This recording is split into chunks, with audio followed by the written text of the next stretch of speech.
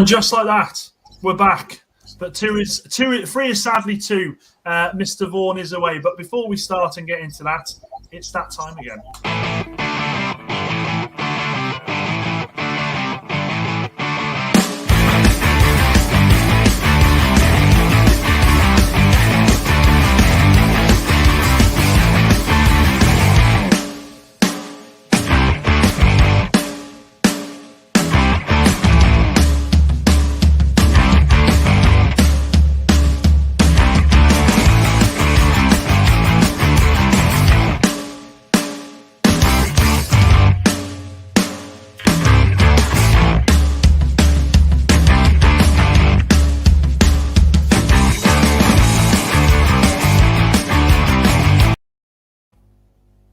Try and time that every time to be like, welcome back, guys. Welcome back to the Sunday Social. Tonight, you are joined by myself and Coyney. How you doing, Coyney?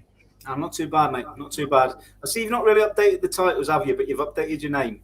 You're not Robbo anymore. It's a new season. It's a new start. New start. To be fair, mate, I run out of time. And as you'll all be seeing, guys, Coyney is wearing his T-shirt. I've got mine, so just so you know, it is here. But it's creased because, again, as always, I leave things to the last second. But yeah, because you've not had 4 months to wind it, have you? Exactly, mate. Exactly. I've moved the bloody room around, man. What more do you want from me? No, thanks for joining us back, guys. It's been a while. Before we actually kick off, I do want to take this moment to apologise to Coyney and to Vaughany and to everybody who has sort of been expecting us week in, week out. Bits and pieces, really. Should have been trying a little bit harder. Messed up and dropped the ball a couple of times, but happy to say after a little tiny bit of grovelling to the lads, they agreed to come back one last time. So that's the apology to you all. Good evening to Russ Morgan. Good evening, mate. Sorry, bud.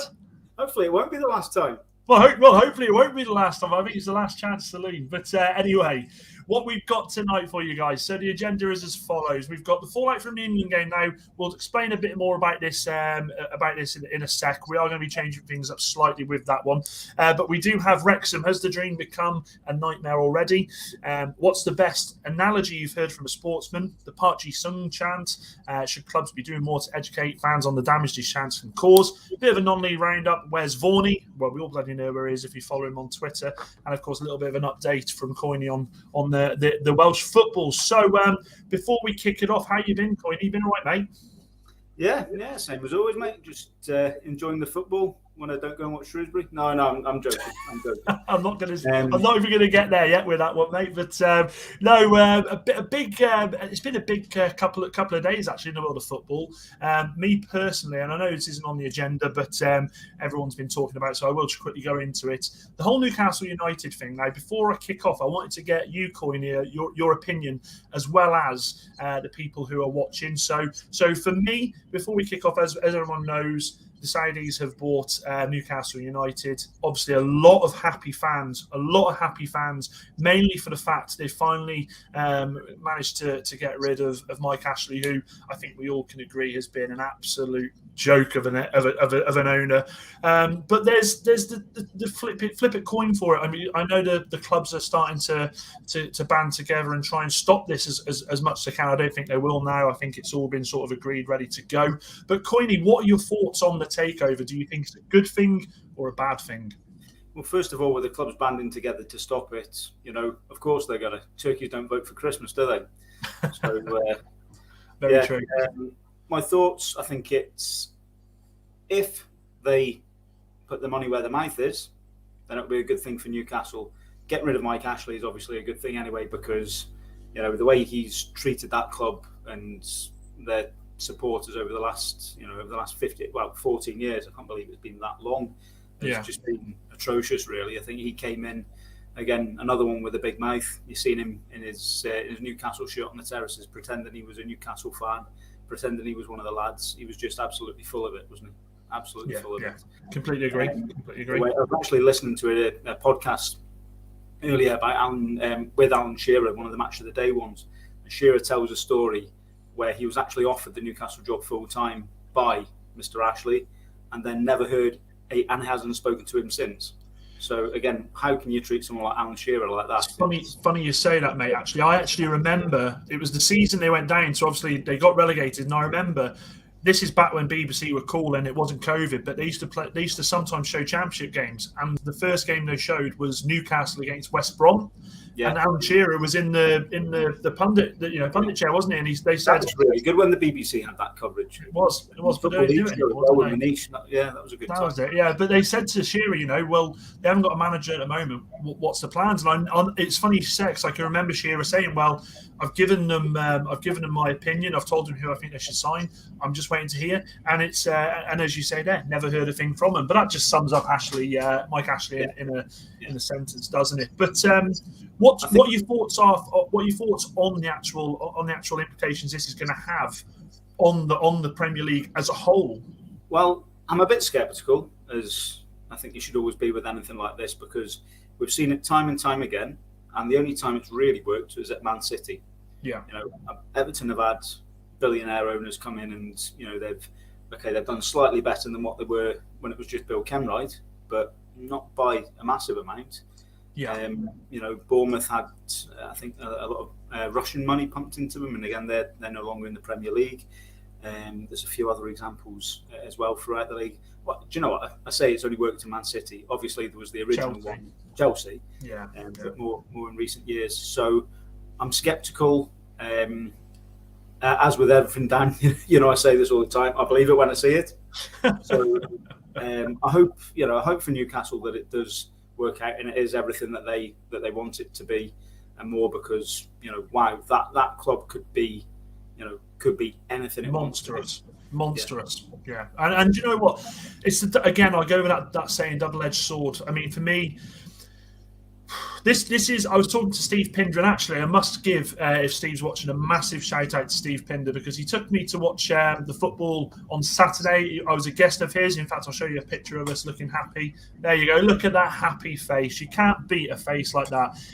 He took me to watch a non-league game between Darlaston Town against Dudley Sports. Now, I've got to be honest, it was a bit of a bloodbath. It was 7-0 to Darlaston, and it could have quite easily been 15-16. It really could have. In fact, Coyney, I was talking about you. I bet your ears were burning. And I said, if Coyney was watching this, he'd be going absolutely berserk at the defender. But that's for another time. But what I was saying to Mr. Pinder was the implications football-wise. I kind of feel like it's just another club that's been swallowed up by the money. And I get they're a great club, great fans, but that's the worry, is that they're just going to be swallowed up by money. United have obviously are very corporate. City are trying their best to get fans to be corporate. Sorry, a little bit of a dig there, but it's true. Chelsea are, and of course Liverpool. I've heard Liverpool fans say the same thing, that it has got more and more corporate over the years there. Now, the worry is there's a lot of Geordie fans there who are proper football fans, and the last thing that anybody wants is those poor buggers to be driven out of the club. And I say driven out because it will become match day experiences, won't it? Again, the reality is it probably will. One thing I would say about Newcastle in that area, though, is the advantage that Newcastle have got over Liverpool, over Man United, over Man City, over Chelsea. That's a one-club city. Yeah. It's a massive, massive catchment area as well. I know you've got Sunderland and Middlesbrough just down the road, but they just don't compare with Newcastle. Yeah. Sorry to Sunderland and Middlesbrough fans watching, but that's just the truth. The catchment area for Newcastle is massive. The support in that city for that one club is massive, and it's not like Liverpool could potentially lose fans to Everton, Chelsea. How many clubs are there in London? City, United. So I think, whilst they will obviously have the corporate element come in, I think there's something just a bit special about Newcastle. Yeah, maybe will help it retain its heart. Fingers crossed. Some of the other clubs have done. Fingers crossed. We've got a couple of comments. Russ Morgan says, apparently FFP doesn't apply to new owners for 2 years. Is that true? You've got me on the spot there. I'm not sure. Do you know what, though, actually, touching on that, Newcastle, incomings-wise, make a lot of money, don't they, fans-wise? So I kind of feel like the financial fair play part, I think they would be able to sort of keep in the restrictions there. My superhero, Mr. Steve Pinder, says, well, evening, Dan. Evening, Steve-O. Thank you so much for yesterday. Really, really enjoyed it. Now, I was just obviously before I continue, Coyney is going at half time. He's got some stuff he needs to sort out. So Coyney will be leaving the show. Not for good. You're quite sinister there. Yeah. He's got. Well, I can't tell him, mate. Everyone knows that you're.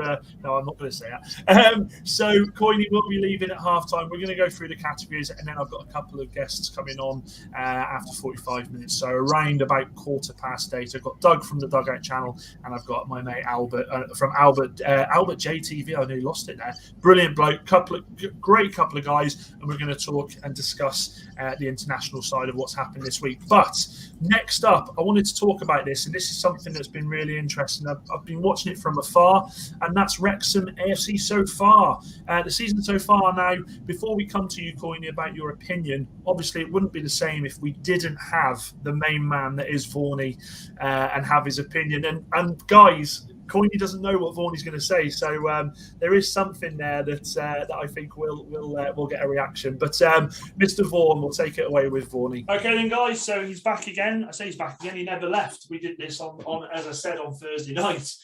So Vaughany, with regards to Wrexham, me and Coyney will be going through that.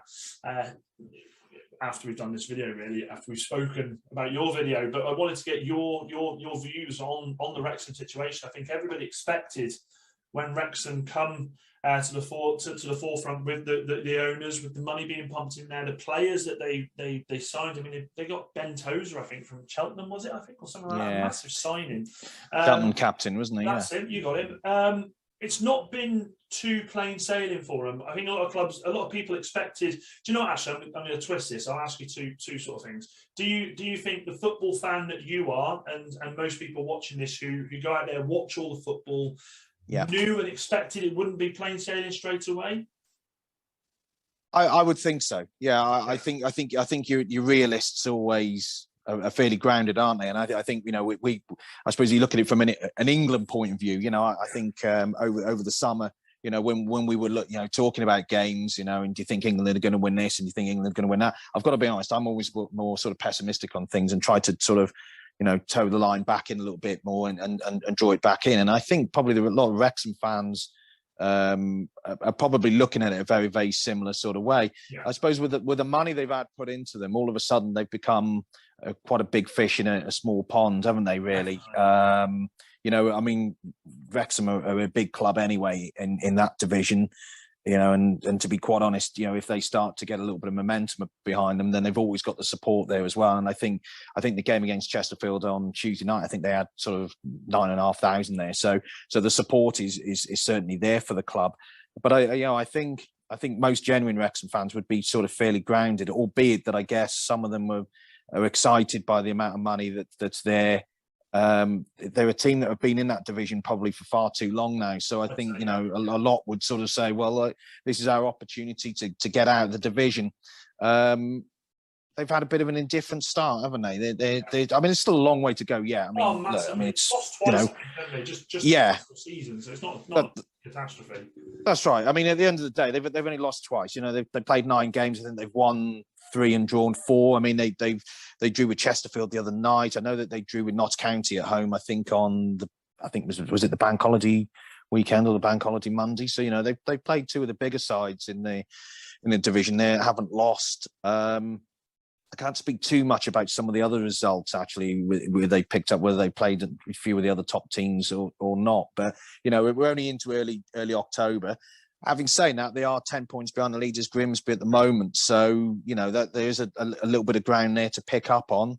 They're not having it their own way, but, there is still plenty of time to go. I think you start getting to March time when they're 10 points behind the leaders. Well, yeah, they've probably got a bit of an issue then, but, there's still plenty of time to turn things around. That's probably the second part of my question to you. And as I say, me and Coyney will be talking about this shortly. Is, again, you sort of touched on there. Do you think there's enough of the season for them still to be up in the business end of the division come March, April time?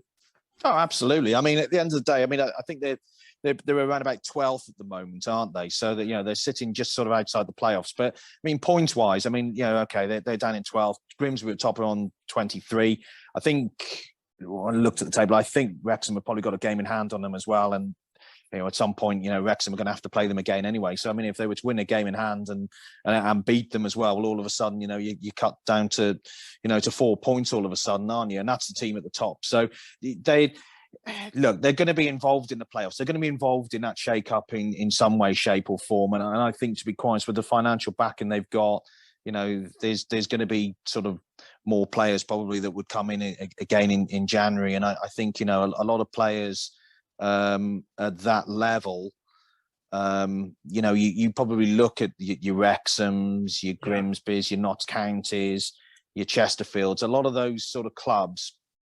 Again, they're sort of big. They're a big fish in a small pond, so they can hoover up some of the better players from the other clubs. I mean, at the end of the day, if you're in there, no disrespect to maybe some of the other clubs, maybe like your Dovers and teams like that. But if the choice of going to play for Chesterfield or Dover, and the money that those teams can offer as well, then at the end of the day, they're going to hoover up the best players. So you'd certainly expect sort of Wrexham to move up through the gears at some point, in that division.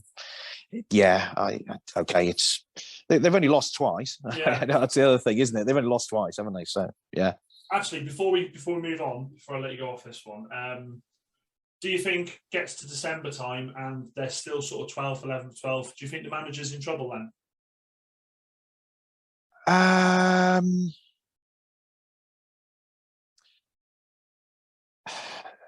don't know. I don't know. I love putting you on the spot. Yeah, I love you do. You do love putting me on the spot. I mean, it's your own fault for buggering off to Andorra for a weekend.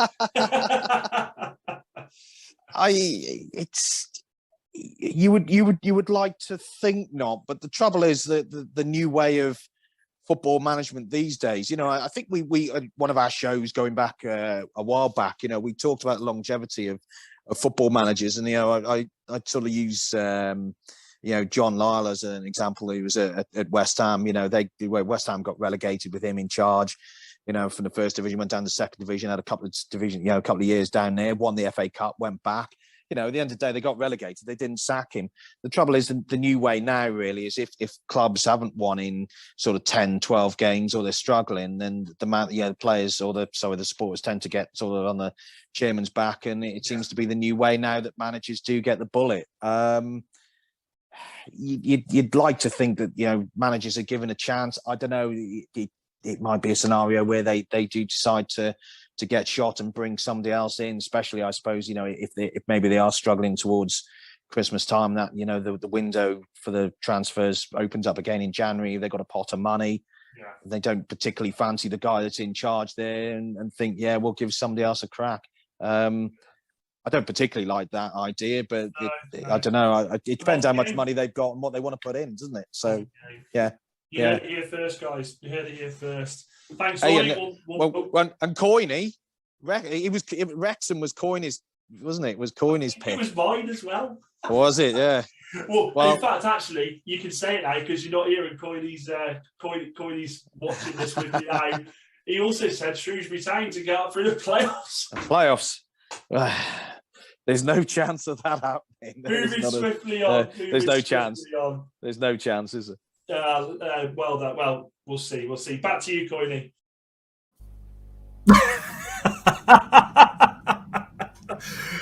Ladies and gents, you can't see that I could see Coyney's reaction when he was obviously having a listen to what Vaughany was saying, and then Vaughany obviously went, and Coyney, and I just watched Coyney's head, he went. What are your thoughts, Coyney? Before we carry on, actually, mate, there was something you did want to say about time, wasn't there, bud? Yeah, just really quickly. Yesterday, Ryan Bowman was taken off early on in the game and taken to hospital with he was having some heart palpitations. So obviously, just on behalf of everyone, hope he's okay and hope he makes a swift recovery. But just also on that note, Dan, it sort of got me thinking as well. And as I said, hopefully Ryan's okay. But it sort of brought home to me about local level football as well, and how underprepared that we are at local level football for issues, for any first aid issues, but particularly with that story, there's a couple of other stories happened recently, and obviously the most notorious is the wrong word, the most high profile incident with Christian Eriksen. Of course. At local level, we're not prepared for anything like that at all. So I just want to take the opportunity to urge guys who are playing local level football, who are managing at local level, guys, do a first aid course, learn CPR, learn where your nearest defib is, because it could quite literally save someone's life. Okay? Completely agree. I just thought that was important to sort of use the platform that we've got to spread that message, because I think a lot of local level clubs are so under prepared for anything like that. So guys, a first aid course costs 40 quid. Do one. There's no excuse not to, really. Completely agree, mate. Completely agree. What with respect to Wrexham, I've got a couple of things I'll throw at you with Wrexham before I take your point. So Wrexham, they brought in 11 players in the summer. Always a trouble. It's always a struggle when you bring that many players in anyway, because it's basically a new squad. Phil Parkinson's the manager. He's been around the block. Good manager, knows what he's doing. Two of the big players that they signed, we mentioned Ben Tozer, the captain from Cheltenham, which he got a lot of pelters for that, didn't he, Ben Tozer, actually, for that. They also signed the boy from Cambridge, Paul Mullen, was banging goals. He was banging goals in for fun last season. They're 12th at the moment. They didn't play at the weekend. They're 12th at the moment, 2 games in hand over the other teams, 13 points off top. Now, it's October. I get it, and as I said in there, is the dream becoming a nightmare? I'm pretty sure, and Steve Pinder does actually say here that it's not a nightmare yet. But it just shows you, doesn't it, that sometimes it's not all plain sailing. Steve actually says, yet again, money and not talent will probably win. Sadly, it does not matter if it's the Premier League or Conference. Money. What are your thoughts, Coyney? Also, sorry, a big hello to Doug, who will be on shortly. Hello, Doug.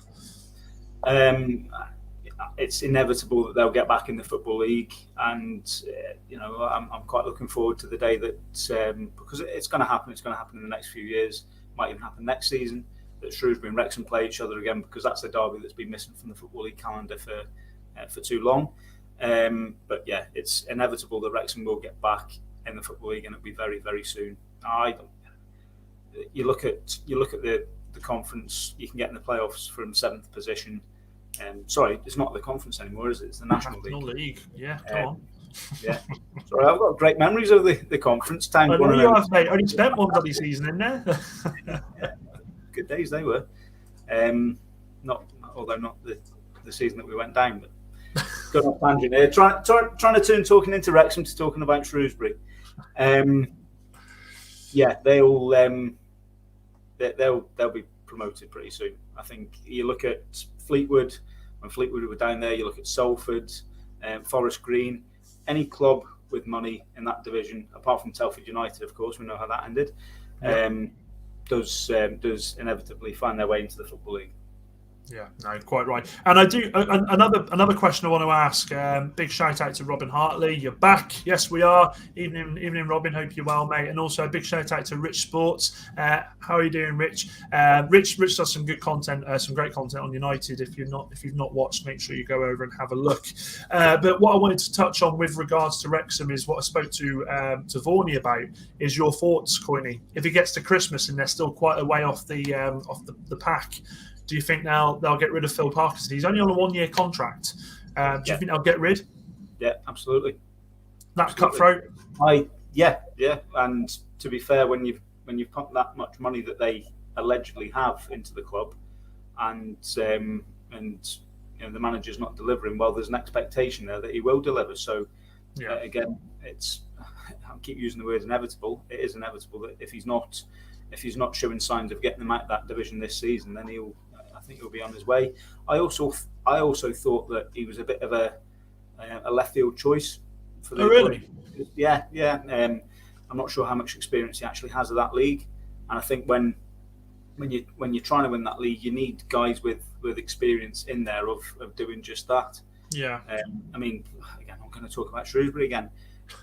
Shrewsbury, I thought when we dropped down into the conference, appointing Jimmy Quinn, it was a guy who knew the league, and he got us, somehow dragged us kicking and screaming back up into the Football League. It wasn't pretty, but he achieved it. So, I thought there was some managers down there who might have been a more, and not saying Football Parkinson isn't a good manager.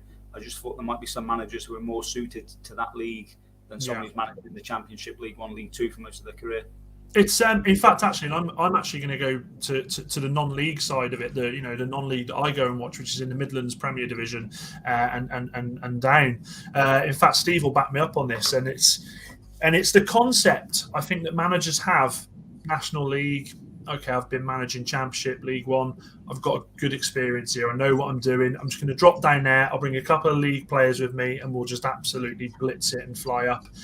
Non-league ain't what non-league was 10, 15 years ago, and that goes the same with the National League. It is not the National League or the conference as we know it, Coyney, of 15, 20 years ago. There are some mammoth teams in that division. And you would say sleeping giants of the lower divisions in there. Notts County are one for certain there. Look at Hartlepool. Hartlepool took a good few years to get out of that division. Wrexham have struggled for the last 10, 15? Is it 10, 15 years? It's a tough division, isn't it? 13 there you go, 13 years. It's a tough division. It is. It's not as plain sailing. And like you say, as soon as you said that, it registered in my head. I think you're spot on with that. It is a left field decision because you do want a manager who knows the division, knows the players to bring with him to get out of that division. I completely agree with that. And guys, if you're watching in the chat, I want to get your thoughts before we move on. We'll stick with this for another couple of minutes before we move on. The other thing with it, Coyney, as well, I looked at the stats with regards to Wrexham. They've only actually won 2 of the last 5 games. They're like, and as Vaughany said, they've only lost twice all season, but they're dropping points. They're dropping points when at this point of the season, this is where you need to be building that run, isn't it?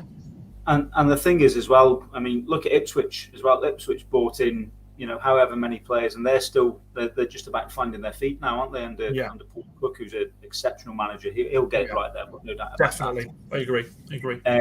But you need to hit the ground running. Even if you're building a new squad, you need to hit the ground running because you need to get the players on side. You need to get the players believing in the manager, and also you need to get the supporters on side. And those supporters now have an expectation that they didn't have 12 months ago. Those supporters are going into that ground every week expecting Wrexham to win. And if that's not happening, then they will be putting pressure on that manager if it's not starting to happen already. We've seen it time and time again. And I know people say, "Oh, you can't go in, build a squad, and get promoted immediately." You can. I've seen it happen.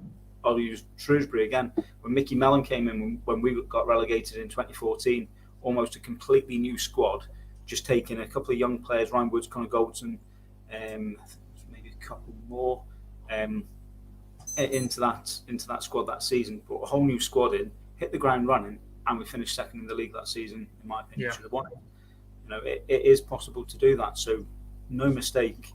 I think there'll be that expectation for Wrexham that they do go up this year.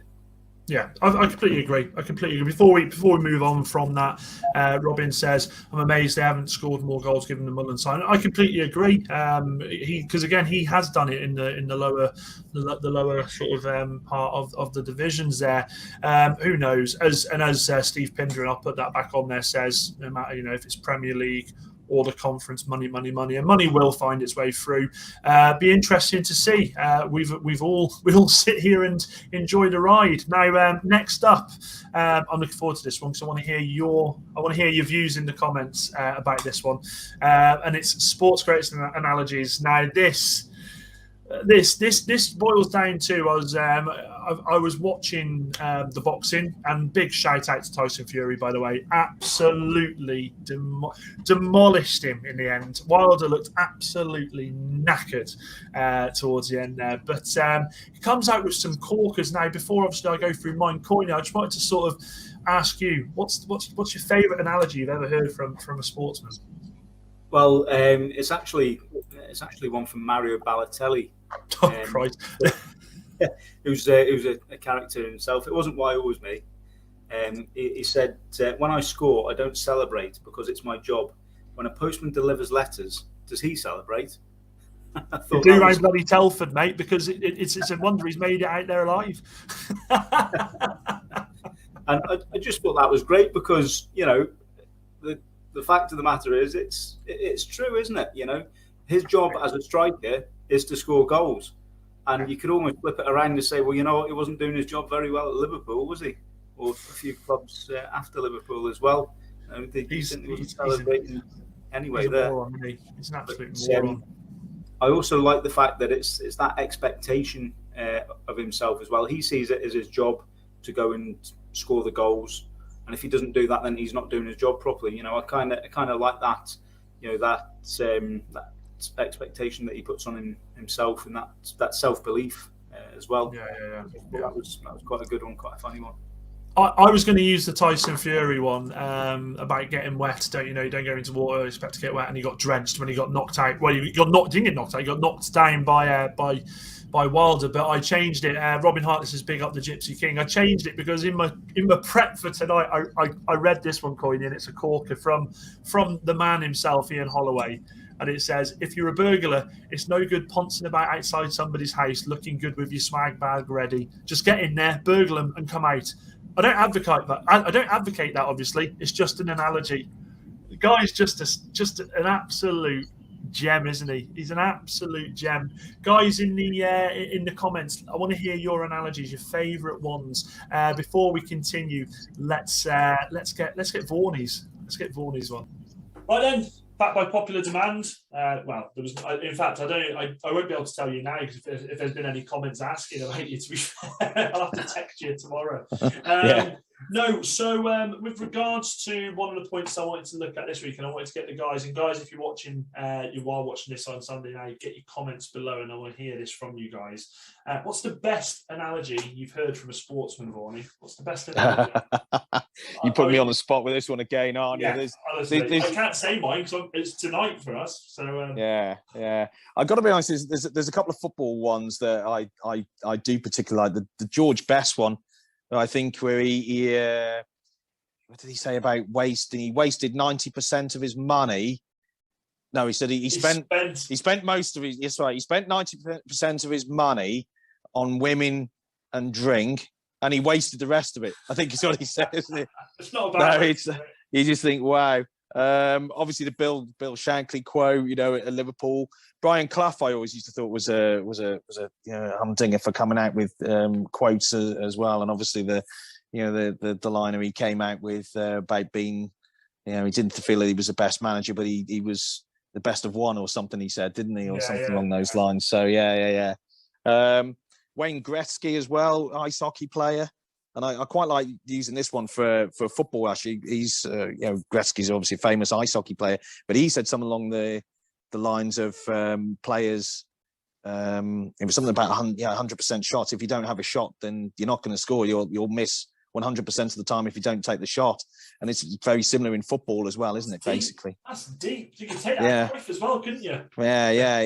I do actually quite like that one, because it's basically what he's, I suppose, effectively saying, isn't it? Is if you don't take a punt and don't take the shot, then you're 100%. You're not going to score. And I think in football that's that can be sort of transferred across quite nicely, can it? Especially watching Shrewsbury at the moment. If there's one thing they're not doing, is scoring. So you just shoot. Go and have a shot, and you're like, oh dear, what are you doing?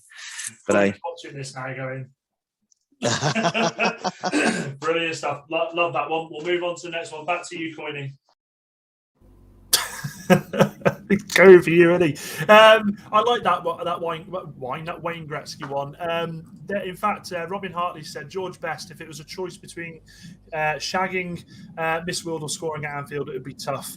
Luckily, I've done both. I've done neither, and I don't think I ever actually know what am I talking about. My wife's downstairs. Sorry, she is Miss World. What am I talking? I hope she's not watching this, or I'm sleeping on the bloody sofa again. Oh, dearie me. And but that's what I love, Coyney, is these little analogies that seem to flirt around football. Keep them coming, guys, as well. Of course, we love hearing. Just to chuck one in, if we're going for the quotes, Jockstein, football without fans is nothing. How true was that over the last 18 months? I don't think that was the direct quote. I think he said something a bit different, but that was the gist of it anyway. How true was that over the last 18 months? Yeah, completely right, mate. And there's so many. Keep them coming in, guys. Before we move on to the next part, Coyney, it's been a while, mate. He's back. Dave Roberts says, "Sorry, I can't join you. I'm in Tallinn." Coyney, How did Aberystwyth do over the weekend? Christ almighty, mate. I don't know what you've done to this bloke. We're going to come on to the Welsh football over. We'll come on to the Welsh in a sec. So I'll let you reserve comment until then. Robin also says resignations are for prime ministers and those caught with their trousers down, not for me. Brian Clough, completely bloody right there, mate. Now moving on to the next one. It's a bit of a sore one for me, this one, and I kind of feel like when I sort of sent the feeler out, a couple of comments divided opinion a little bit about this. Parji Sung and the chants. Now, I don't know if you guys have had a look, but recently Wolves have had a young lad playing for them, Wang Hee Chan. I hope I've said that right. I hope I've done him justice. And he's had some chants that United fans were famed for chanting at Parji Sung. Now, obviously, I'm not going to repeat it. It's because I actually don't agree with it. I don't. I think it's I don't think it's the term of endearment. I think it's really bad. But Coyney, I wanted to get your thoughts on it, and also I wanted to get the people who are in the comments opinion about this. Do you feel that clubs should be doing more to educate fans? And also, to a point, Parji Sung has come out several times and said, please stop saying it. I don't like it. What are your thoughts on it, Coyney? I think it's quite simple. If he's uncomfortable with it, if he takes offence to it, don't do it. It's that bloody simple. Yeah. And in answer, should clubs be doing more? Absolutely. Yeah, completely agree. How many times have we had similar conversations to this? Even in the last 6 months while we've been doing this on this platform, it's not. It defies belief that some of these chants still happen. I mean, me and Rob were at a match. Rob Hartley were at a match last week at Bolton, and some of the chants coming from the town fans are absolutely ridiculous. You know, they pick someone, an opposition player, and say he's a sex offender. Yeah. What goes through people's heads when they go to a football match and want to chant these ridiculous things?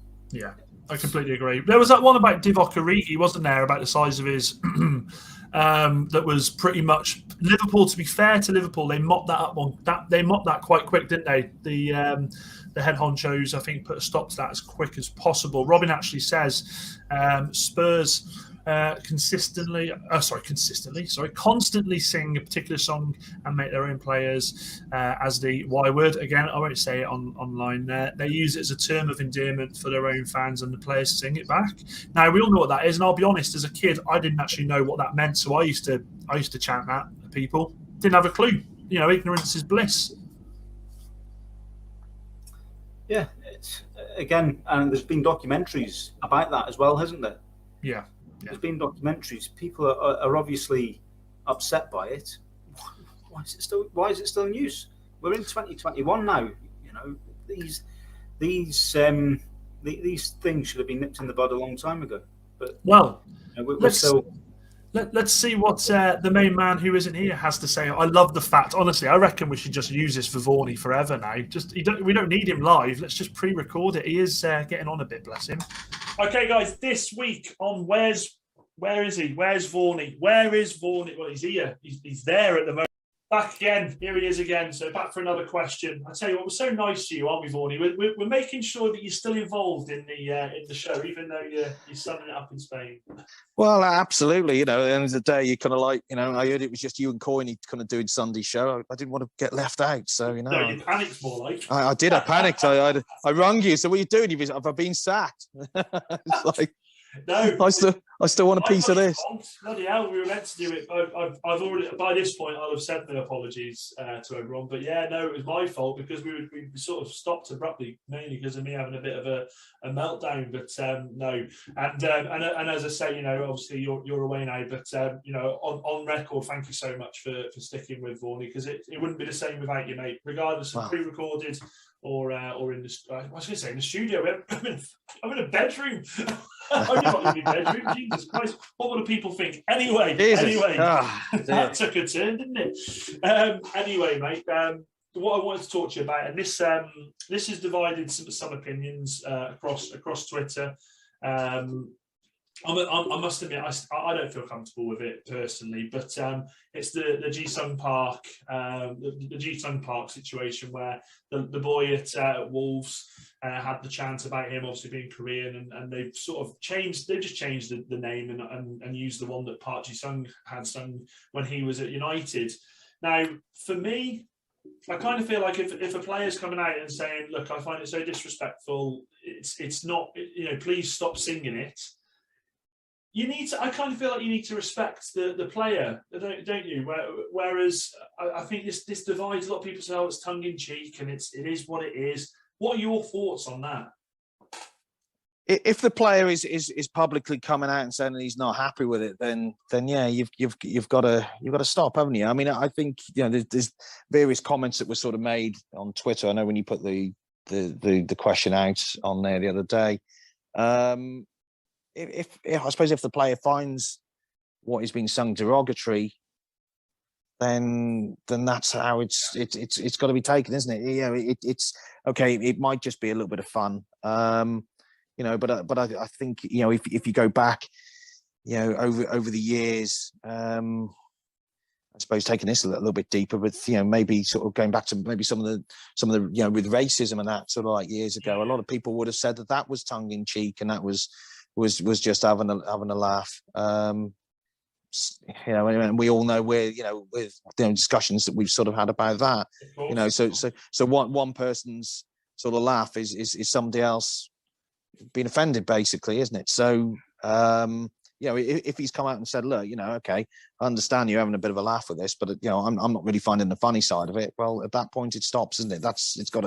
It's got to stop at that point, isn't it? I mean, I know the song that they've been singing, and yeah, I would say that's derogatory, really, to be quite honest.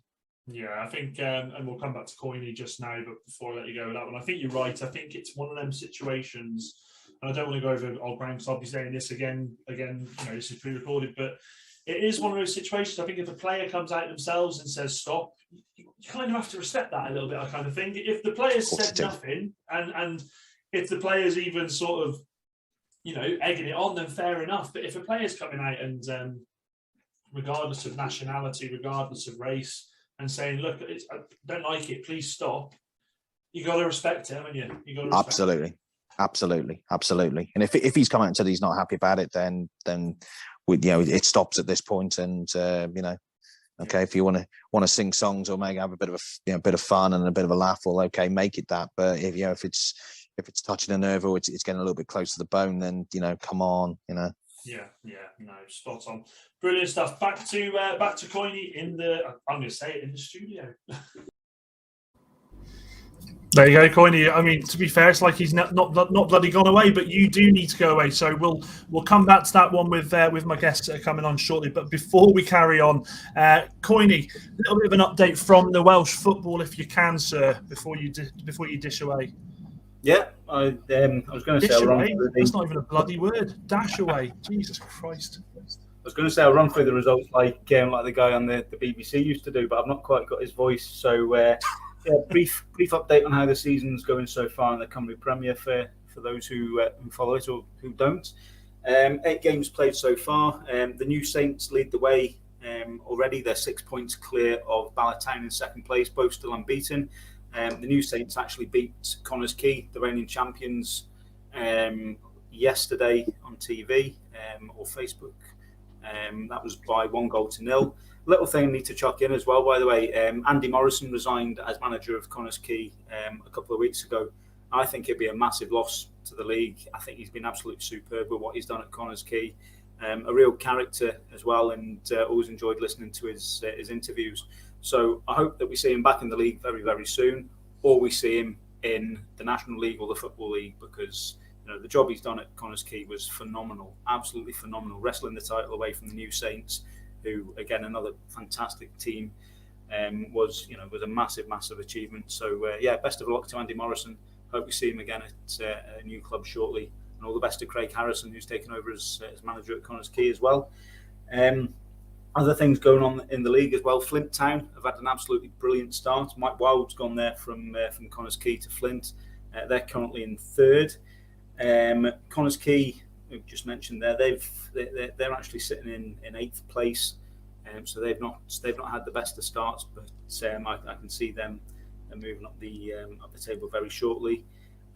Kevin Druids propping up the table at the moment. They got their first point yesterday. They got did they draw with yesterday? That was quite a good result. I think it was at Bala actually. Yeah, they drew with Bala, so who was in second place in the league. So that's them off and running, and that's pretty much everything. I'll bring a more detailed updates next week. Spot on, mate. Well, listen, thanks for obviously, I was going to say stopping by. It's half your bloody show. Thanks for sticking with. In fact, there you go. The timer has come up there that we are officially on the 45-minute mark. I really appreciate it, dude. As always, it's great having you here. I'm sure whatever you're doing and leaving me on your own for is better than all of us. So don't worry, I don't take it too personally. No, thanks very much, Coyney. And we will see you next week, my man. See you next week. Forward to it. See you later, bud. Take care. And there you go. Look at that. I'm not even going to let anybody else come on now. I think it should just be about me. All about me. Look at that. Anyway, before I get my my two guests on, I'm really excited actually to have them both on because one's never been on before and the other one you've met a couple of times. So before we continue, there is a couple of comments going back to the analogies, and I'm going to ask these two this in a second actually. Steve Pinder has said, I think it was Brian Clough who said if football was to be played in the air, then God would have put grass up there. It's so true. Honestly, Brian Clough was so far ahead of his time. Kevin O'Neill says, I can't see how anyone can argue against stopping when the player says they're offended about the chants, going back to Waughany chant there of Wolves. Also then goes on to say, yes, clubs should do so much more, but there are people that sing it and other songs that when someone sits them down and explains why it's a problem, they are horrified and stop immediately. And this actually ties into Steve Pinder, who says, in the 80s, we got away with singing all sorts of silly, offensive and rude rubbish. But the difference is now that it's 2021 and we can't say those things. It's unacceptable. Do you know what? My voice, I need to get on that bloody CBBS show. The way I read stuff out, I'm telling you, I know I'm sending you all to sleep. But anyway, guys, we are going to talk about the internationals. They have been back. We've had a lot of Premier League football, a lot of non-league football. It's been great to see, but it's been that time of the season where we have that break. They're trying to bring as much international games in because of obviously the World Cup being in the winter next year, so they've had to try and get as much as they can sorted. It feels like it was the last international break a couple of weeks ago, and then it feels like the Euros was only it was a couple of months ago technically, but I'm going to need some help to do this, so I thought I'm going to have to do them a bit of a presentation. I can't just leave them in the lurch. So these are my guests tonight.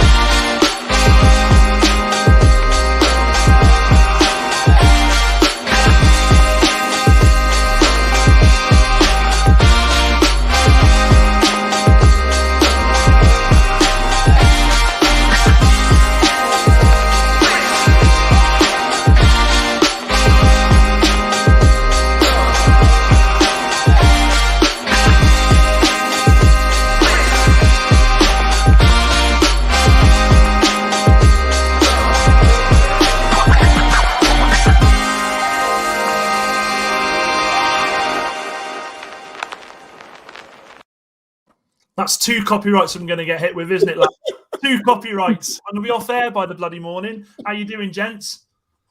Go on, you Good, go. Thanks. How are you? Brilliant. Spot on. Thanks for coming on, guys. Really appreciate it. If you guys don't know these gents already, I'll introduce them one by one. You've got Albert of Albert JTV. Fantastic guy. Love Albert. Absolutely brilliant. Does some fantastic content and is actually probably smiling a bit more now because it seems that the Gunners are going the right way up. How you doing, Albert? No, I'm smiling because I'm on your show, mate. It's too kind. With Arsenal, it can change any time. I see one of my guys in the chat already, Russ, so he knows only too well. But Douglas, nice to meet you, man. I see you on Twitter so many times, man. So nice to meet you, Albert. Nice to meet you. Yeah, and also Doug as well. Doug does the dugout, and he does a really, really good job of it. Has been just churning out such great content throughout. In fact, you both have. Sorry, that makes me sound like Albert's not. Of course. Oh, come on, Dad. Come You know on. what I mean? I'm bringing you here, mate. You know. I know. What else? See you later, Doug. Thanks for coming, Albert. Doug's been churning out some great content, and it's great to have you on the show again, Doug. You've been on before. How are you doing, my friend? Yeah, I'm doing good. I think I've just recovered from yesterday. I mean, what a roller coaster of a game. What a game. Mate, Andorra, mate, innit? That's what Andorra does to you. I tell you something, Scotland never do it the easy way, but we still managed to get the result in the end, and it's an absolutely crucial result. Quite right. Thanks for coming on, both. Bloody hell, Albert, you've got a fan club already. Look at this. Listen, I put the call out, man.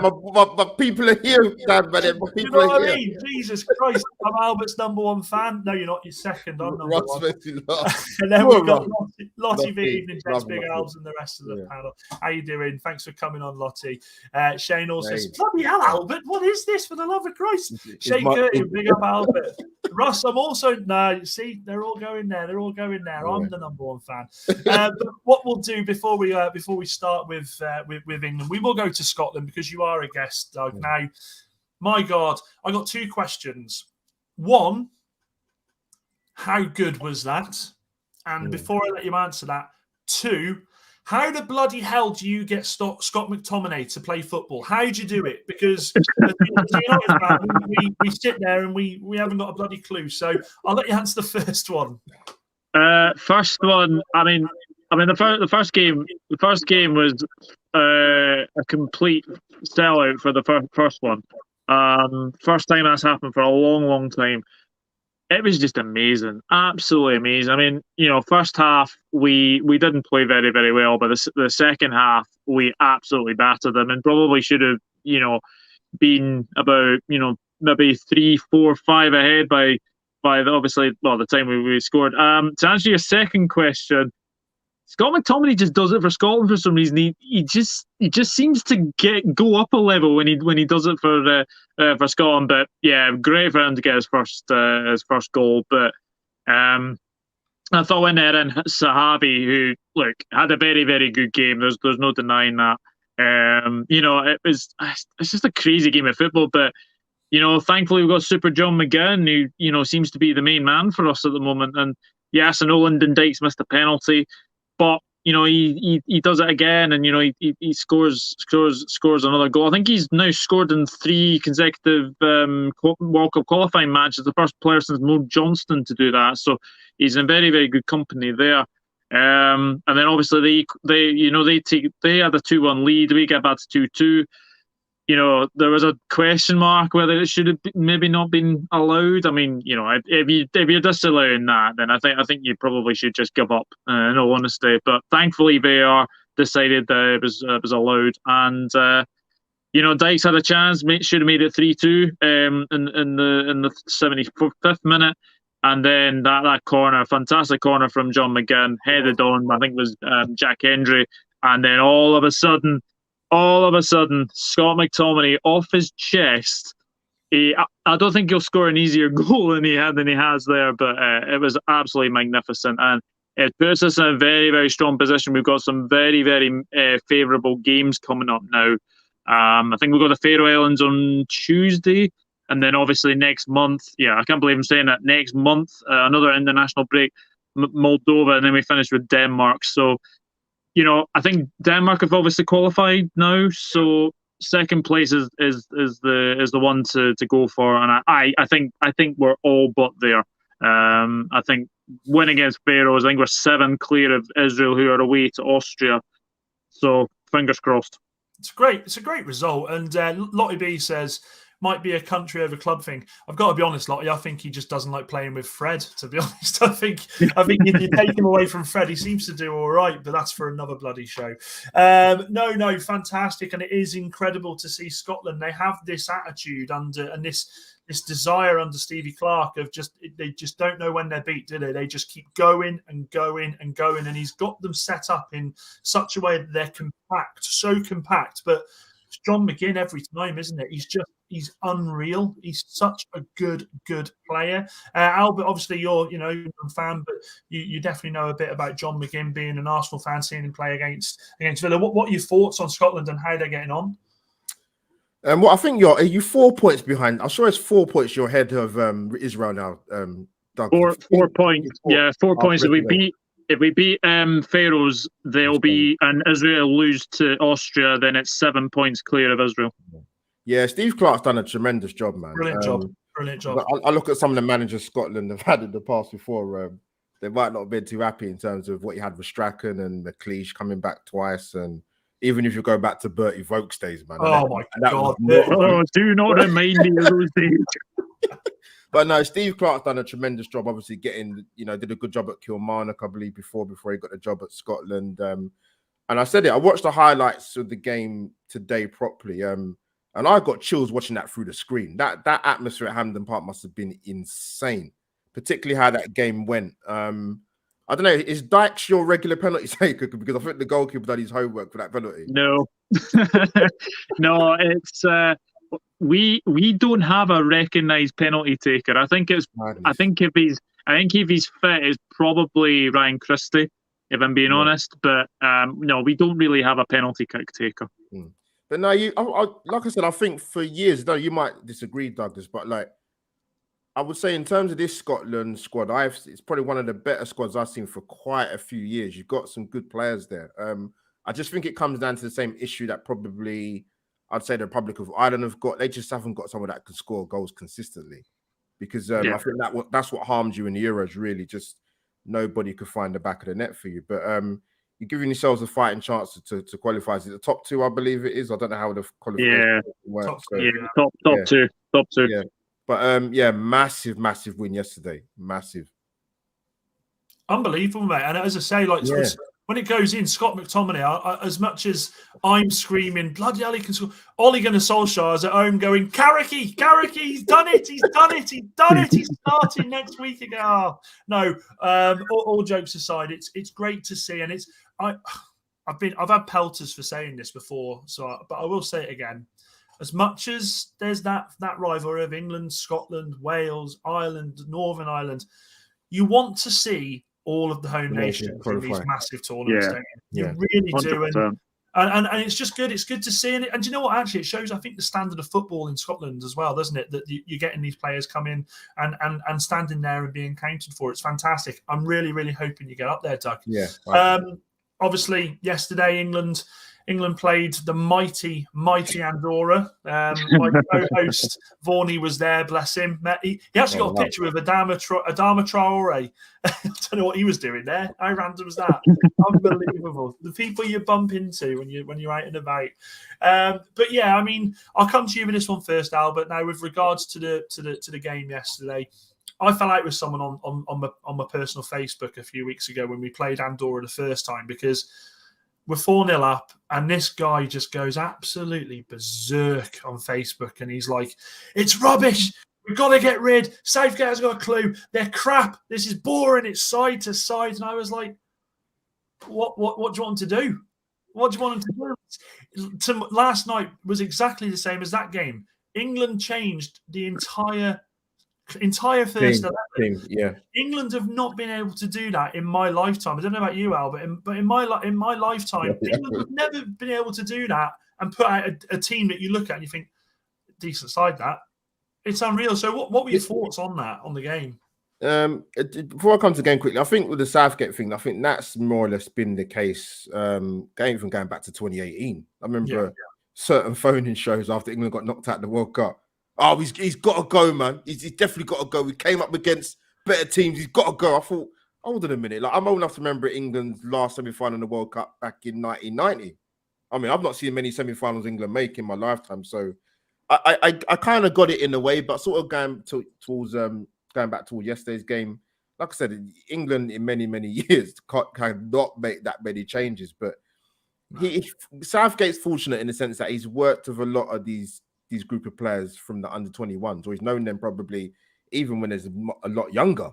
Yeah. So he's got them now in the 13, so he's got that advantage. So he's the right man. It might upset a lot of England fans, but he's the right man now for this group of players. I know why Percy would like to come in after, because I don't see Southgate personally going beyond the World Cup, if I'm being honest. Oh, no, don't you? Okay. No.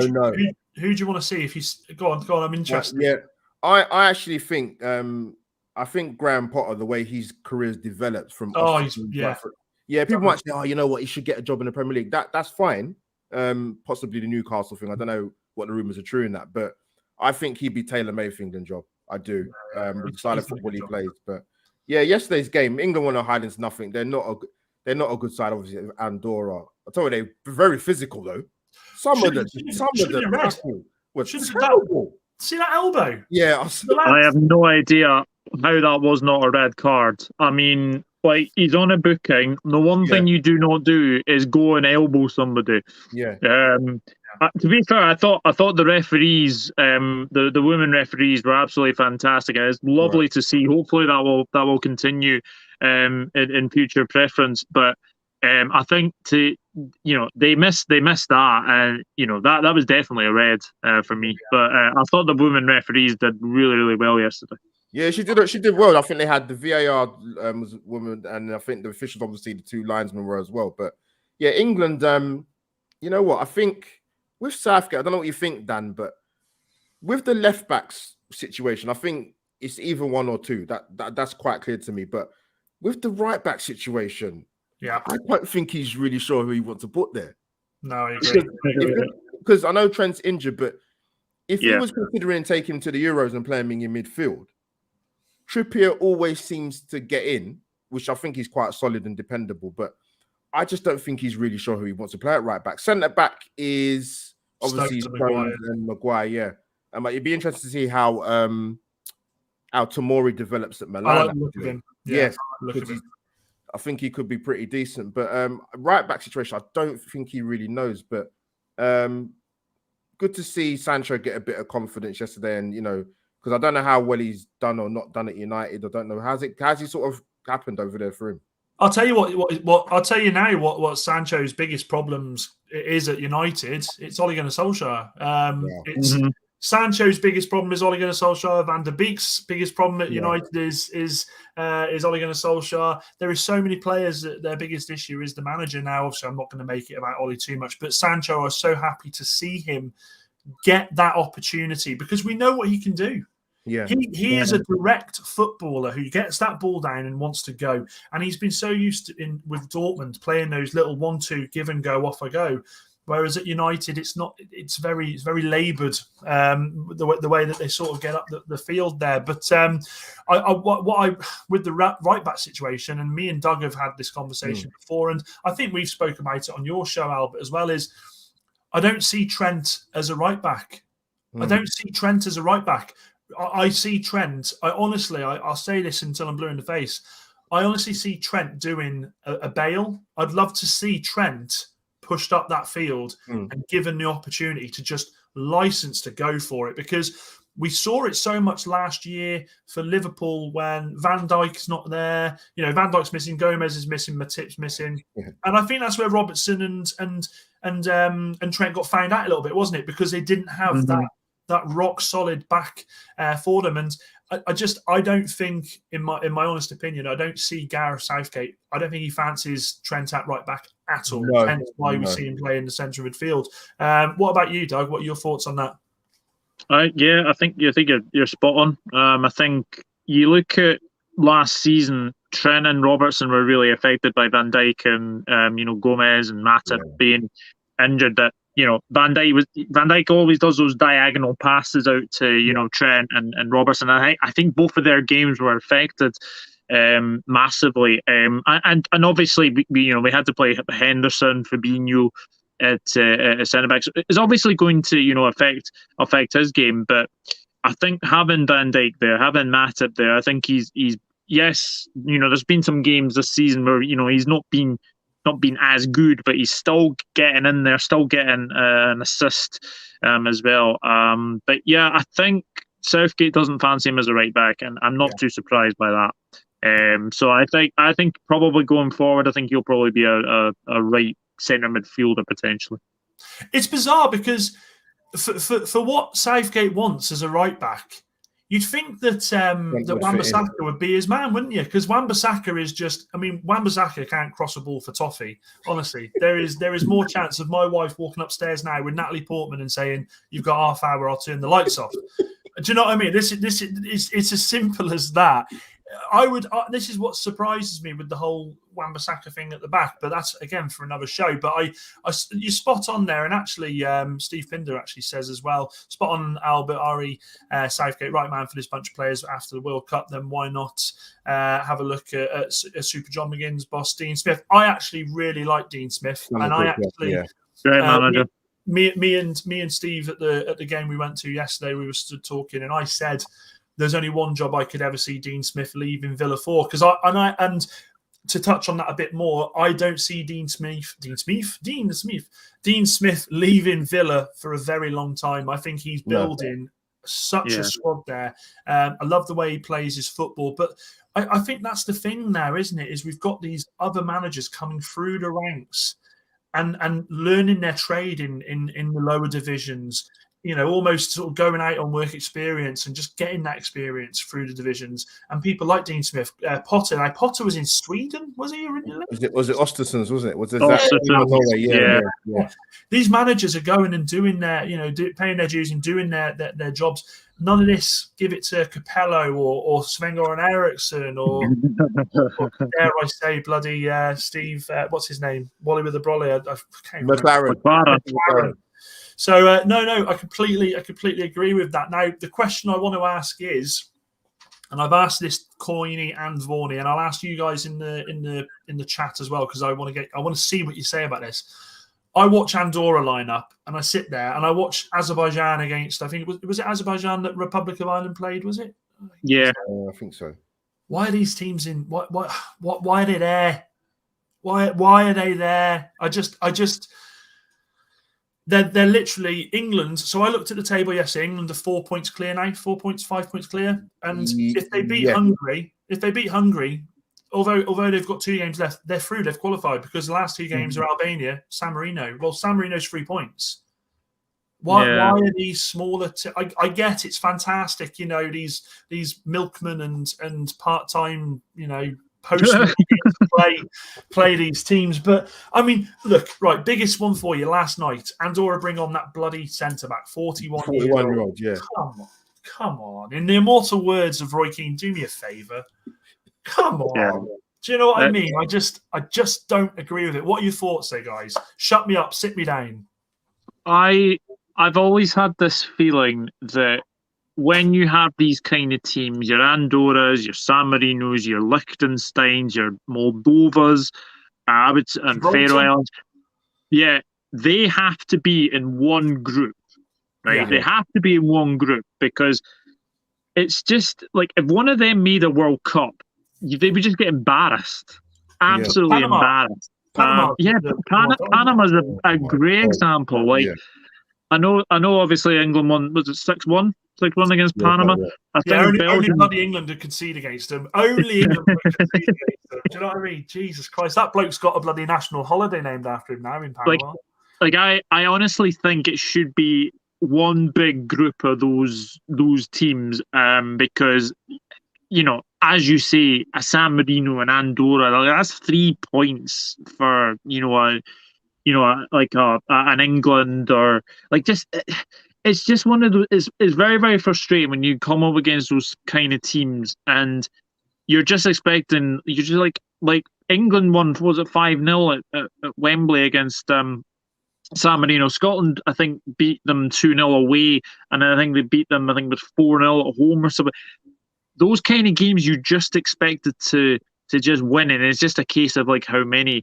But for me, I think they should just have all these teams, all these minnows in one big group and see who makes it, because I think having them in all those groups, it's an easy 3 points, and you're guaranteed 3 points. So I think you just have to separate them from the best teams, in my opinion. What about you, Albert? Come on, mate. You're gonna... I would say it's kind of similar to what Douglas was saying, but the thing is, I know in the Nations League they kind of try to do what Douglas was saying, but why would you do that in the Nations League, but not for the World Cup and maybe the European Championship. And that's been going on for longer than any of us were alive. So why would you do it for the Nations League but not for the major tournament? So it's kind of backwards thinking. I don't know why they don't do it the opposite way around. So it is pointless because, I mean, these fixtures have just been going on for, I mean, when like the likes of Stuart Pearce was playing for England, Ian Wright and Colton Palmer, them sort of days. But you know, San Marino was still winning England's groups back then. Like, how has it not moved on like 25 plus years later? That's crazy. I mean, the thing is, you guys must be sick and tired of playing like a San Marino or an Andorra. Like, how many times have you had them in your groups? Like, it must be Albert, 3 out of the last 5 World Cup qualifying groups. You've had those 2. Albert, do you remember the qualification for 2002? That was a great group. That was Greece, a good Greece side, Germany. So a Greece side that were 2 years away from winning the Euros, a German side that got to the final of the World Cup. You had the teams like Albania were like really, really like sort of, they were nitty and horrible. These were like groups that you sort of after a while thought, Christ, I don't think we're going to qualify from this. That's what I want. I mean, okay, ask me out in 6 years' time when we're sat here and I'm going, you know, we've just gone out the bloody group stage. We're not going to the bloody World Cup. We had that feeling. San Marino. We had that feeling in 2008, didn't we, in the qualify for the European Championships, didn't it, when England failed to qualify? Long time ago now. Yeah, Wally with a brolly. Unreal, mate, that was. But a couple of comments before we come back onto it. So Kevin O'Neill says, I would consider Brendan Rodgers. Agree with the general thoughts that Gareth will go after the World Cup. He also said before that, as a villain, I also love Dino. Leave him here. Thank you very much. Shane Curtin, welcome, Shane. Shane says, Ireland have very poor players. I knew more of the Andorra players. And I'm Irish. Bloody hell, mate. They've had a horrid run. I think Stephen Kenny's finally got over the line winning the game. Was it? Did you see his celebration when that first goal goes in? He's like this. And I'm like, this is bloody Azerbaijan, mate. Do you know what I mean? You've not just scored against pissing Germany, for Christ's sake. I'll tell you one player to watch out for that in Ireland team. What's the name of the goalkeeper? Is it Gavin Bazanu? Yeah. He is fantastic. 19 years of age. I think he's on loan at. I think it's somewhere like Rochdale or something. Somewhere like that. Okay. He looks a really, really good goalkeeper at 19. Always impressed me. I remember his performance against Portugal. I think I don't know how many saves he made that day, but you know, Portugal should have been out of sight. Against Ronaldo as well, didn't he? Yeah. I think. The problem of Ireland is, though, I think most of their players are sort of League One, League Two sort of standard. You don't have your Kevin Doyles, you don't have your Robbie Keanes anymore. So I think, so you know, it's not a great Ireland team. So they just need players to, you know, obviously come through youth ranks, etc. But I think Ireland have got a big problem, but you know, good to see them get a win because I know that Stephen Kenny's been under pressure, and obviously Ireland lost to Azerbaijan in Dublin as well. Yeah. It was a weird one with that, wasn't it? Because he took over from Mick McCarthy, but because of COVID, Mick McCarthy had a playoff game to play, and they still got rid of him and brought him in, and I was like, come on. Really, I kind of feel like tried to copy the same formula that England copied from other countries of sort of bringing those the players through, the manager through with the players. Lottie B says it's boring. I hope you're on about the England conversation with these smaller countries, not about the channel, because that would break my heart. Lottie's not saying that. I'd be like, right, time to go. No, brilliant. Steve Pinder says, what about the lad who was sent off for time wasting in the first Jamal Lewis. Oh, yeah. That's unreal, isn't it? I mean, jeez. Do you know what? And actually, I'm going to say something. I actually applauded the ref, I did, because I watched Newcastle against United earlier on this season. The keeper's got the ball in his hand for like 15, 20 seconds. And I'm like, I just hate this. It just goes against everything that... I get it if it's the 86th minute, and you've got that 1-0 win and you're like, Jesus Christ, we need to keep this. I get it. 9th minute in the Premier League, and you're doing that. I'm like, come on. And I thought it was quite right that he got the second booking. Thank you, by the way, Lottie. Yeah, told you. For confirming that. Thank God for that. Jesus Poor Christ. Lottie. I'd have been off. I'm with you, Dan, on the Lewis red card. I think he took way too long. Took way too long to take a throw. And we want to clamp down on time wasting and all this, but I totally agree with you. I think he deserved to be sent off. You're on a yellow card. You're running the risk of the referee. I think he made the right decision, and I've had a few Northern Ireland fans on my back today saying it wasn't a red. Well, I'm sorry, but rules are rules. And I'm pretty sure Everton did the same against United at the weekend as well. Time wasting as well. We definitely need to get time wasting out of football. Yeah, I agree. So that actually equates to Ole Gunnar Solskjaer, biggest time waster, biggest bloody fraud of a man. And that's again for another show. I'm not going to get myself angry about that bloody bloke. No, I agree. Now I do want to touch on Wales just before we go on to a couple of things that I wanted to ask you guys about. Wales getting that 2-2 draw. Actually, not a bad result. Actually, was it? Essentially going away. Was it Czech Republic? Czech Republic. The howler. The howler. It was shades of Paul Robinson against Croatia when Gary Neville plays it back, but there was no bobble, was there? I didn't see a bobble. It just I think he just mistimes it. I think he just mistimes the bounce of the ball, allows it into the back of the net. It's unlike Danny Ward. I think Danny Ward's a very, very good goalkeeper. But yeah, just one of the moment to forget for him. As far as Wales, it's a good result, but I think that's 2 points dropped. Yeah, I think they should have won that. They should have won that game. Yeah. Do you think that Wales are on the decline now, or do you think they've got good enough players to be coming through? And because they have had the glory years, haven't they? The last sort of 6-7 years, they've had some absolute class come through, haven't they? I don't think it's helped with Ryan Giggs. The uncertainty about Ryan Giggs, the uncertainty over Rob Page. For me, I don't think Rob Page is the manager for Wales, if I'm being honest. I think it's got to be a more experienced head.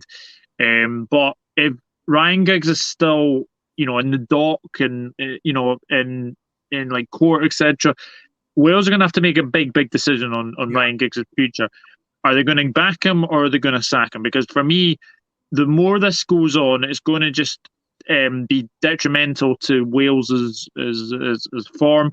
I think they're away to Estonia on Monday, I think it is. That's a huge game for Wales. That must win for Wales if they want to, go second behind Belgium as well. But they have to make a decision on Ryan Giggs, and they have to make a decision now. Oh, for Christ's sake. I've just seen the awful news that Varane's gone off injured for bloody France. Jesus. Oh, God. Oh, Jesus Christ almighty, where does it bloody end?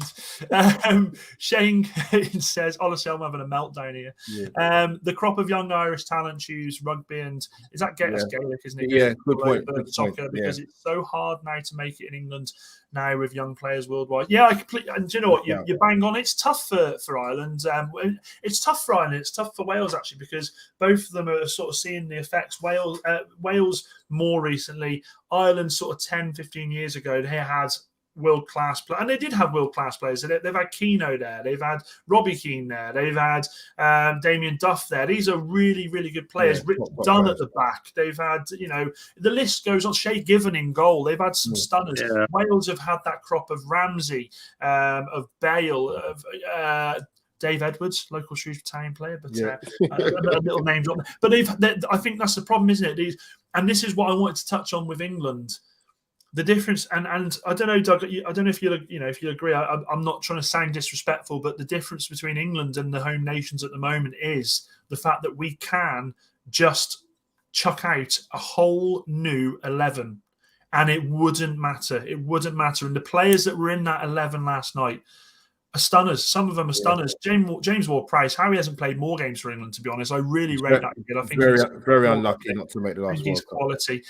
There's Phil Foden. Phil Foden doesn't start enough games for England. I know he's come back from an injury, but I don't think Southgate knows where to play him, if I'm honest. I honestly don't think he knows where to play him with the system he plays with the two defensive midfielders.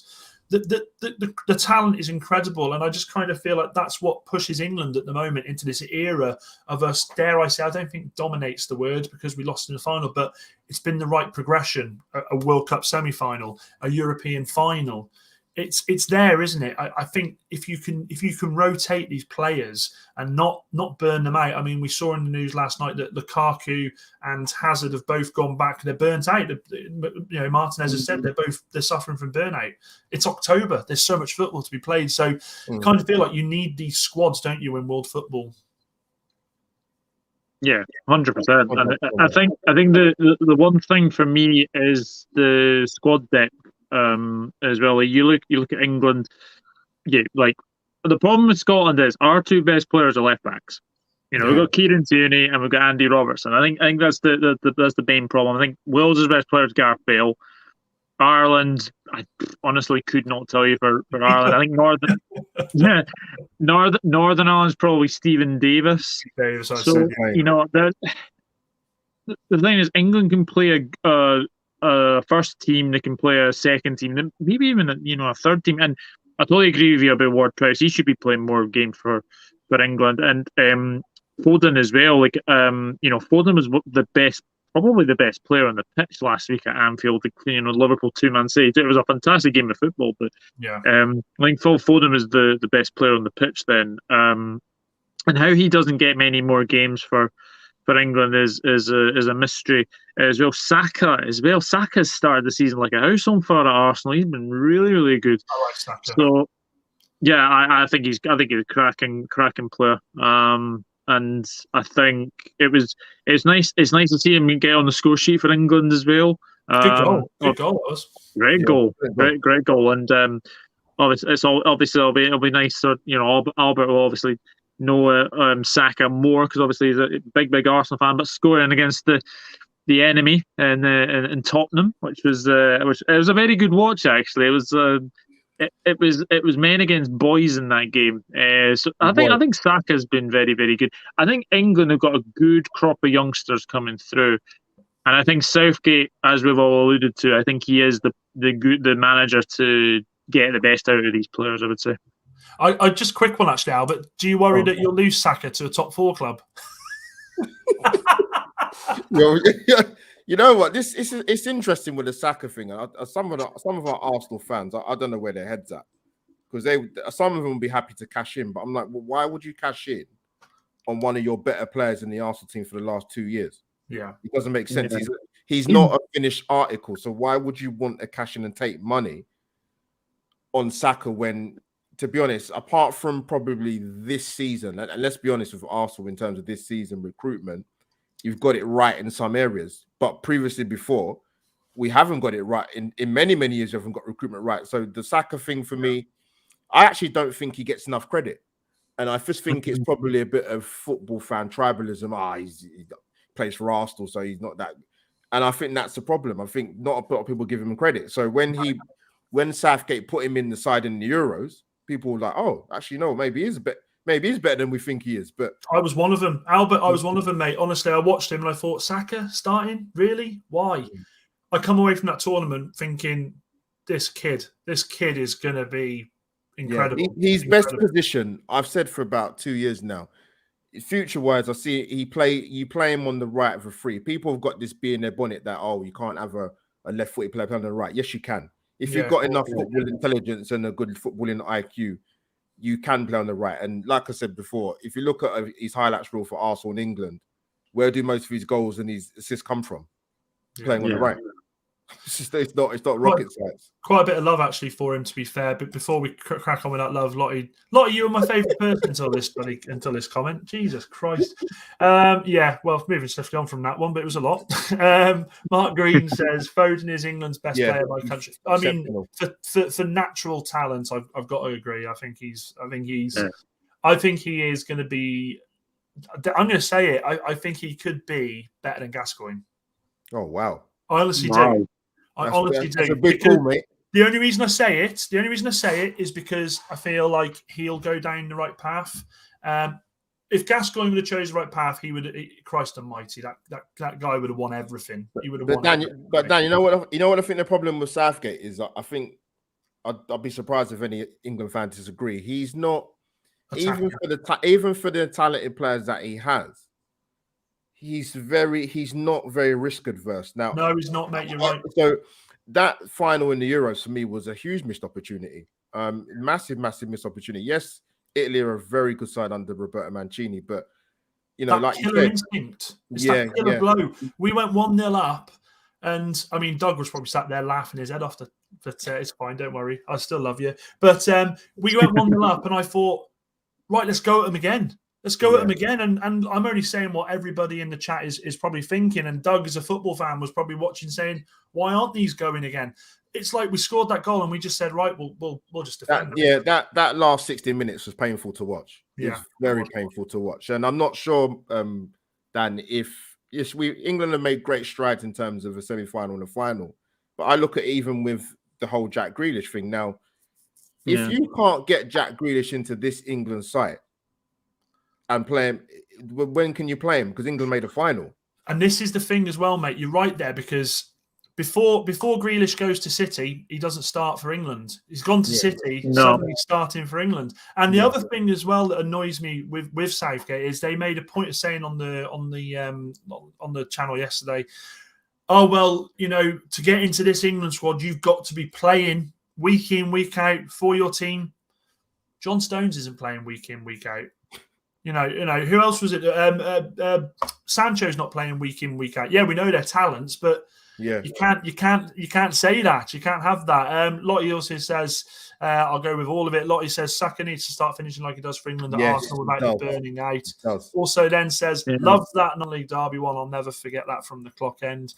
And Saka is a Hale End boy. It's always going to be a risk, but I doubt he will go anywhere. And probably actually, I kind of feel like you're probably right there. Scores more on the right as well.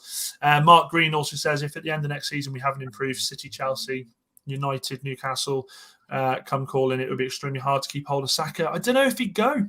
I don't know if he'd go to another team in England like that. I think the only thing is, obviously, with Arsenal where we're at as a club, I think it's not just exclusive to Saka. You could look at the likes of Martinelli. If you think, been here a few years and we're not, getting any closer to winning any trophies or playing in Champions League football, then footballers, it's a very short career. They will change their mind and want to go. Yeah, no. Again, it is a results sort of thing, isn't it? Got another comment here from Shane Curtin. Says England can name 3 great starting 11, but it doesn't matter. When England come up against a good team, they fall short. Is it in the players' heads? Pressure? Oh, do you know what? You're probably right there. I think it comes from the manager, Dan. I honestly think it does. That's like I said. That sort of in the era of the finals and the Euros was a perfect example.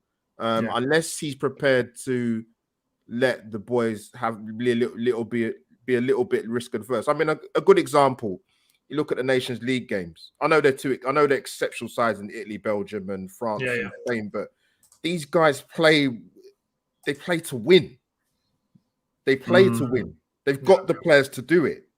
But I'm not sure under Southgate that would happen.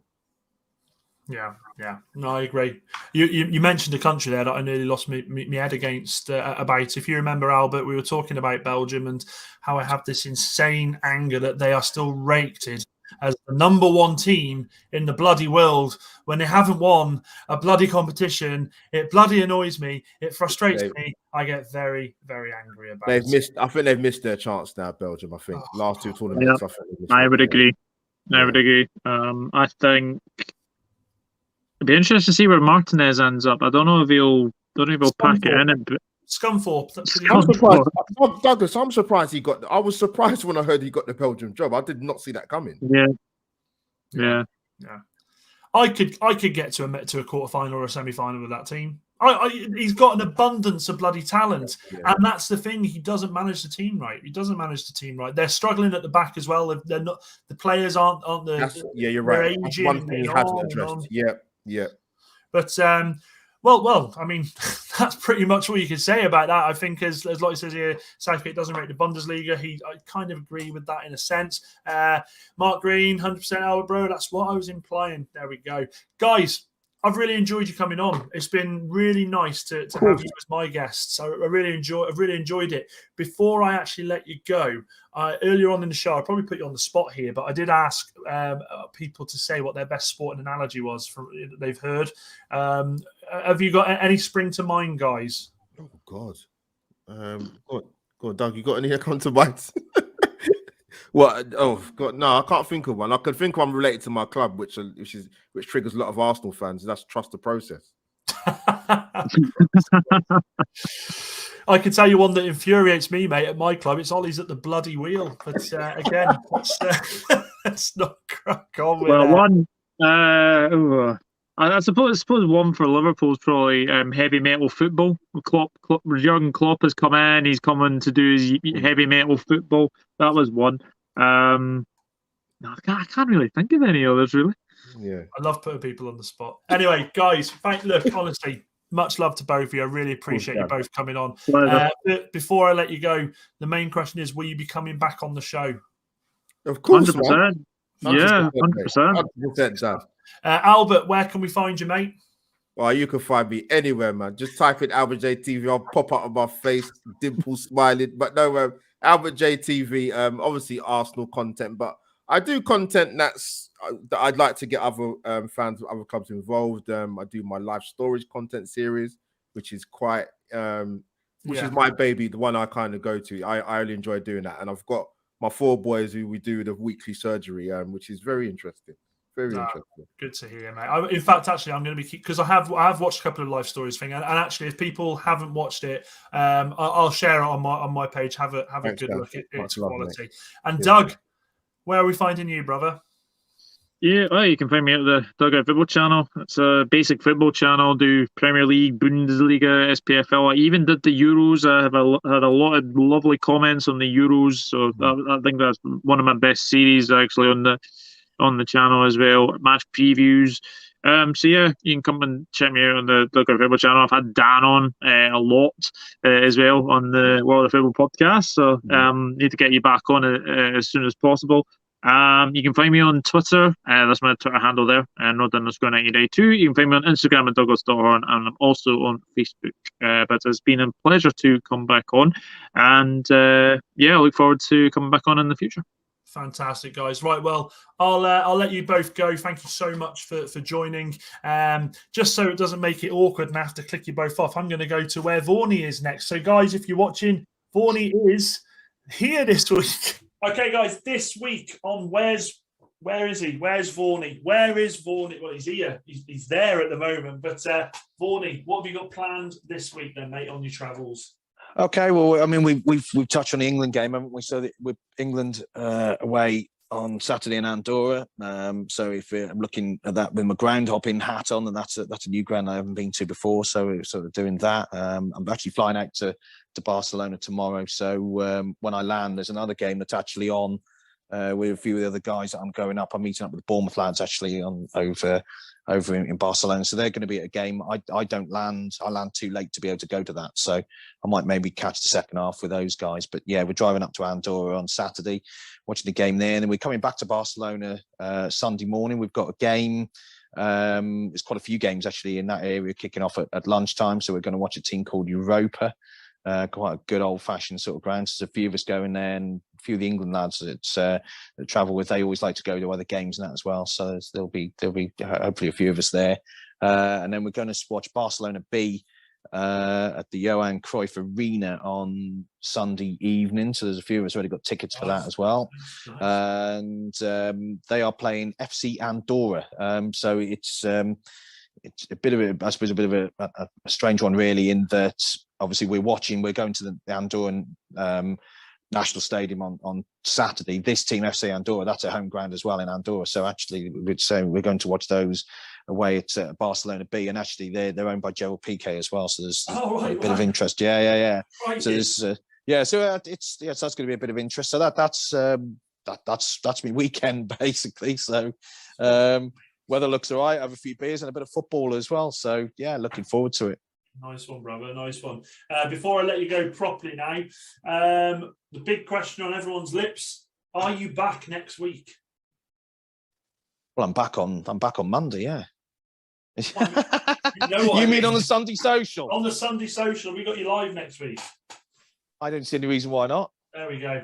Give the people what they want. That's what I say. Give the people what they want. Well, actually, then I'm not available.